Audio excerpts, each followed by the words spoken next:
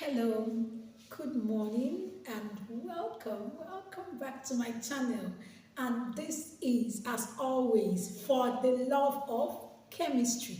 Here we make chemistry simple, easy, exciting, and beautiful. All right, so today we are going to look at partial pressure. We're going to look at a question concerning partial pressure. And as you know, most of the questions I'm treating are picked from JAM questions or WAEC questions that is connected to your term's work. So this question on the board was picked from JAM. All right, so the question says, the partial pressure of oxygen in a sample of air is 452 millimeter mercury, and the total pressure is 780 millimeter mercury. What is the mole fraction of oxygen? Now, before you can solve any question concerning a gas law, you should first of all find out which gas law this involves. Like I said earlier, you've seen partial pressure, and there is only one law. There is this Dalton's law of partial pressure. Dalton's law.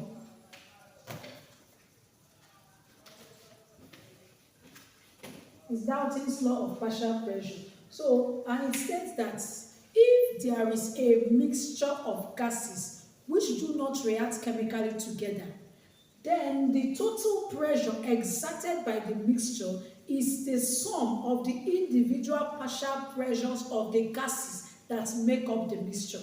This English is simply saying that, let's say you know that air is a mixture of gases, and when you call it a mixture, it means that it does not react together. So it can't form a uniform compound. It's a mixture. Each individual still possesses their individual characteristics. So we are trying to say that the total pressure exerted by a mixture, for example, air, is the sum of the individual partial pressures. For instance, oxygen is part of air. From the question, it's saying partial pressure of oxygen in a sample of air. And we know that air consists of oxygen, carbon dioxide, rare gases, nitrogen in different proportions, and water vapor. So we realize that these do not mix chemically together. They have their own individual characteristics. So the partial pressure is simply a sum of the individual pressures that make up the mixture.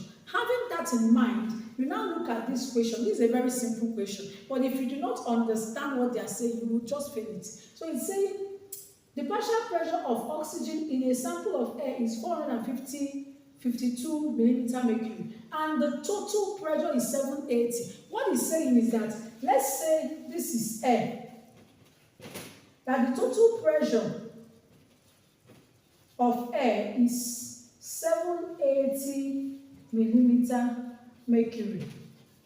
And you know that this air contains oxygen, carbon dioxide, rare gases, etc. But it's trying to tell us that the partial pressure of just one component of this air exerts 452. So the mole fraction is simply what is exerted by oxygen divided by the total pressure that is exerted. So it's the mole fraction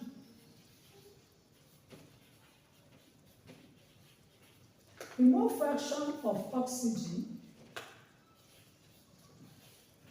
is simply 452 divided by 780.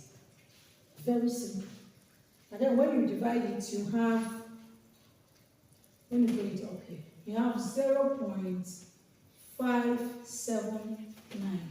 Of course, we always keep it to 3 significant figures, and that's your mole fraction. That's your mole fraction. So you don't need to, if you don't understand this question, you fail it. That's it. And it's as simple as that. So any question you see under partial pressure, always note that whatever partial pressure you see is simply a part of the total pressure. And if you are asked to get the total pressure, you just add all the partial pressures together and get the total pressure. It's just simple addition. Okay, all right. So let's. Okay, so this is question number 4, still on gas laws. Let's look at this particular one. This is a jam question, and I like how tricky they make simple questions. So this question is as simple as the answer is looking at you. You don't even need to solve anything, but by the time you finish reading this question, you are busy calculating.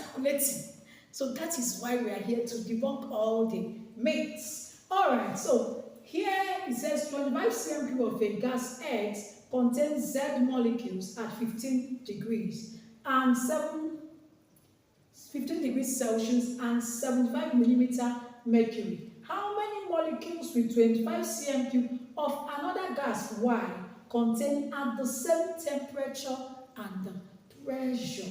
Now, solution. Remember, I have always said every single question involving gas laws must take you back to the law that it is talking about. So let's see what is outstanding here. 25 cm cube of a gas X contains Z molecules at so and so. 25 cm cube of gas X. So gas Y, how many molecules with 25 cm cube of another gas Y? S has 25 cm cube of gas. The volume is 25 cm cube. Y has 25 cm cube. So which law talks about equal volumes? There is a law that says equal volume of gases at the same temperature and pressure contains the same number of moles. I won't tell you, so you have to tell me in the comment section which law states this. So according to that law, which I'm not going to tell you, and the first person to give me the correct answer gets a token from me. All right, so the law simply says that they have equal volume, so they have the same number of molecules. So if gas X contains 25 cm cube, and the condition is at the same temperature and pressure, there was no change in temperature, there was no change in pressure. So, and has what? Z molecules. Gas Y also containing 25 cm cube. At the same temperature and pressure, we also have Z molecules. So like I said, the answer was looking at you. But if you do not know the gas law and do not understand how to apply it, you will fail a very simple question. So I await your answer. The first to answer gets a token from me. All right. Question number 5. What mass of water is produced when 8 grams of hydrogen gas reacts with excess oxygen? Solution. The first thing we do once a particular question involves something reacting with something to produce something, you must first write the equation for the reaction. I remember I went down to teach on how to write correct chemical equations for reaction and how to balance them. So in case you've not watched it, please go and watch that video. So here we have hydrogen gas reacting with oxygen to form water. We are not told that it's a gas, so we assume it's a liquid. All right. So we balance the equation. We put 2 here and 2 here. So from the balanced equation, we see that 2 moles of hydrogen gave us 2 moles of water. But the question was not asked in mole. It was asked what mass. So when you are talking about mass, you are talking about grams. And the particular amount we are giving to check the mass of water that will be produced by it is also in grams. So we have to change our standard, our reference basis to grams, so that we can now compare it with this to get the amount that will be given by 8 grams. So to change to mass, we find here we have the atomic mass of hydrogen to be 1, but here is the molar mass, and this molar mass is for 2 moles. So we first find this 2 times, this is 1 atom of oxygen times 2,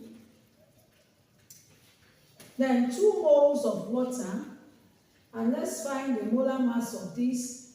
1 hydrogen atom has a mass of 1, but we have 2 here, so 1 times 2 plus, that of oxygen is what? 16. Bracket closes. So 1 times 2 is 2, which will give us 4 grams per mole.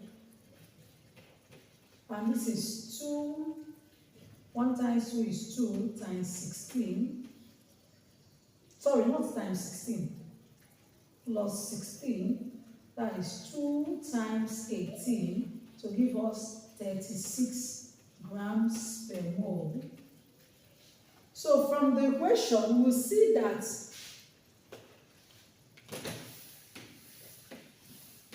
we see that 4 grams of hydrogen produced 36 grams of water.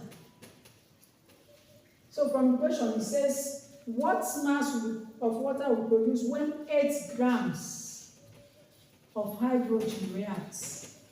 So we use X to represent it. So cross multiply. So 4x is equals to 8 times 36. So X will give us 8 times 36 all over 4. So X is equals to 72 grams. X is 72 grams.